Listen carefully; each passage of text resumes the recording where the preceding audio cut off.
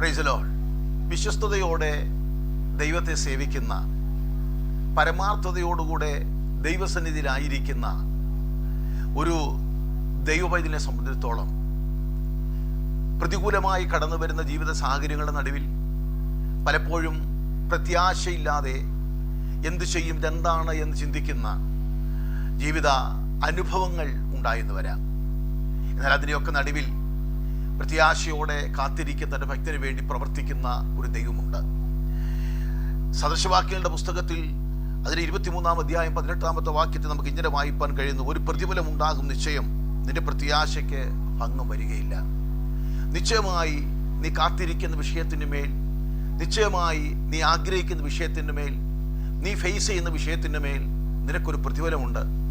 നീ ഒരിക്കലും നിന്റെ പ്രത്യാശ നഷ്ടപ്പെട്ടു പോകാൻ ഇടയാകാതെ നിന്നെ കരുതുന്ന ഒരു കർത്താവുണ്ട് എന്നുള്ള ഉറപ്പ് ഇന്ന് പകൽ